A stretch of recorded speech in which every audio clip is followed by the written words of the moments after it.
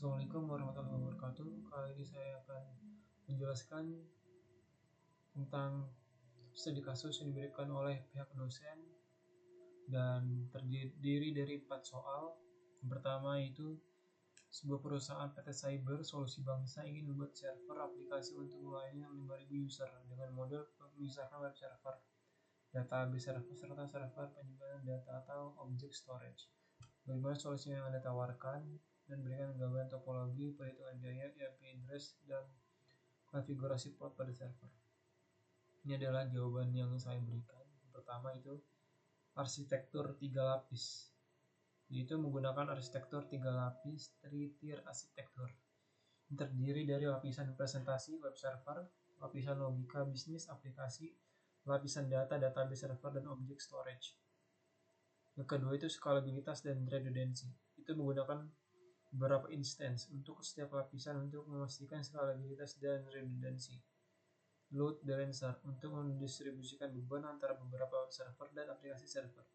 Failover dan replication untuk database server untuk memastikan ketersediaan tinggi dan integrasi data. Jadi komponen dan teknologi menggunakan web server, Nginx atau Apache, aplikasi servernya Node.js, Python, Java, dan lain-lain. Database servernya MySQL atau PostgreSQL, object storage-nya MinIO atau Amazon S3, 5 load balancer, Hproxy, Nginx atau yang lain. Yang itu firewall untuk keamanannya. Dan ini adalah topologi yang saya bikin untuk dari studi kasus yang saya jawab tadi barusan. Yang pertama itu ada load balancer yang menghubungkan antara web server 1 dengan web server yang kedua. Lalu web server 1 menggunakan Node.js untuk app servernya, lalu dihubungkan ke database server, lalu di akhirnya ke object storage. Lalu yang kedua, web server yang kedua sama seperti yang atas, yaitu web server dulu dihubungkan dengan Node.js, masuk ke database server, langsung ke object storage. Yang perhitungan biayanya, load balancer harganya itu $20. Misal AWS Selective Load Balancer, web server 2 intense, spesifikasi seperti ini bisa dibaca. Dan IP address konfigurasi port pada servernya, load balancernya IP 192.168.1.1 dan sebagainya. Dan ini adalah konfigurasi portnya juga seperti yang ada di gambar. Firewall konfigurasi terdiri dari web server, app server, database server, object storage. Implementasi load balancer, konfigurasi untuk mendistribusikan traffic ke web server seperti ini. Soal yang kedua, Universitas Pamulang menghadapi masalah ketika jumlah mahasiswa baru meningkat secara drastis pada tahun ajaran baru. Infrastruktur TI yang sudah ada tidak mampu menangani lonjakan tersebut dengan baik, yang menyebabkan gangguan pada sistem informasi akademik, portal mahasiswa, dan layanan perpustakaan digital. Mahasiswa sering mengalami kesulitan saat mencoba mengakses jadwal kuliah, materi pengumpulan, atau memanfaatkan fasilitas online lainnya. Bagaimana solusi cloud yang Anda tawarkan untuk masalah berikut?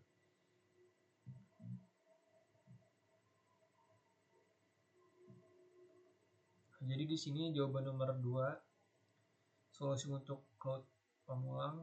Pertama, analisis masalahnya itu lonjakan permintaan, keterbatasan infrastruktur. Solusinya yang pertama, migrasi ke layanan cloud publik. Kelebihannya menggunakan layanan cloud publik seperti AWS, Google Cloud, atau Azure. Skalabilitas otomatis, menyediakan kemampuan untuk menyesuaikan kapasitas sumber daya secara otomatis. Arsitektur solusi cloud, komponen utama, virtual machine, database service, object storage, load balancer. C. Keamanan keandalannya, enkripsi data, backup, dan redundancy. 3. Manfaat dan solusi cloud-nya, skalabilitas. Infrastruktur cloud dapat dengan mudah ditingkatkan atau dikurangi sesuai dengan kebutuhan dan menghindari masalah over provisioning atau under provisioning. Manfaatnya yang lainnya itu ketersediaan tinggi, biaya yang efisien. Implementasi dan penerapannya, evaluasi provider cloud, memilih menyedia layanan cloud sesuai dengan kebutuhan universitas dalam fitur, harga, dan lokasi data center, migrasi dan konfigurasi, baterai, dan penyesuaian. Lanjut ke soal yang ketiga, bagaimana Anda memahami konsep otomatisasi dan orkestrasi dalam infrastruktur server? Berikan studi kasus kapan konsep otomatisasi dan orkestrasi diterapkan pada infrastruktur server. Konsep otomatisasi dalam infrastruktur server adalah proses mengotomatisasi tugas-tugas yang berulang dan rutin dalam pengolahan infrastruktur server. Tujuannya adalah untuk meningkatkan efisiensi, konsistensi, dan kecepatan dalam pengolahan sistem. Contohnya, provisioning otomatis, pemantauan otomatis, pemulihan otomatis. Itu konsep orkestrasi dalam infrastruktur server. Yang tadinya itu otomatis, sekarang orkestrasinya. Melibatkan koordinasi dan manajemen terkoordinasi dari berbagai komponen infrastruktur untuk mencapai tujuan bisnis yang lebih besar. Contohnya, manajemen konfigurasi, penanganan peristiwa, pengolahan siklus hidup aplikasi. Studi kasusnya itu implementasi otomatisasi orkestrasi pada infrastruktur server. Skenario implementasi di perusahaan teknologi A, itu masalahnya. Perusahaan teknologi A memiliki infrastruktur server yang kompleks untuk mendukung layanan aplikasi mereka. Menghadapi tantangan dalam meningkatkan efisiensi operasional dan ketersediaan layanan. Solusi otomatisasi perusahaan ini mengimplementasikan otomatisasi menggunakan alat seperti Ansible dan Jinx untuk implementasi seperti ini.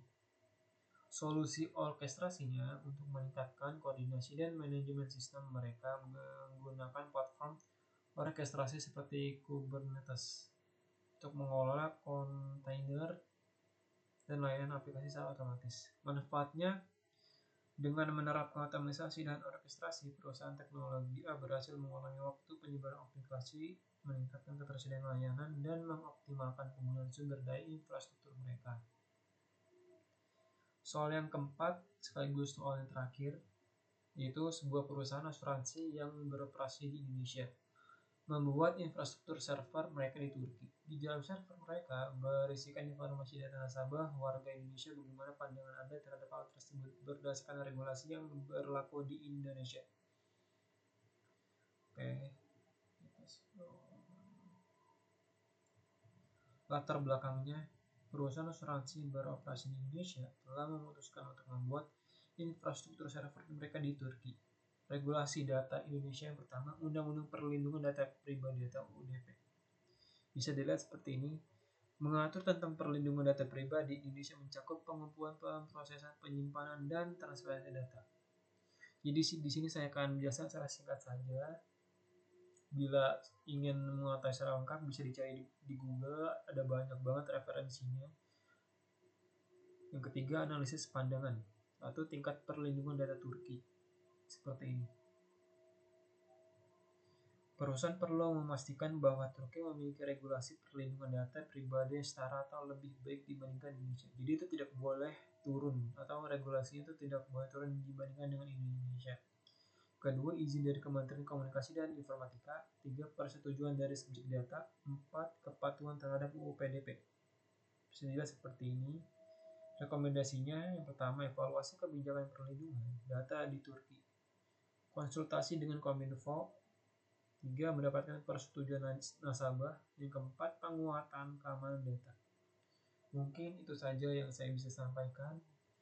Bila kurangnya mohon maaf. Wassalamualaikum warahmatullahi wabarakatuh.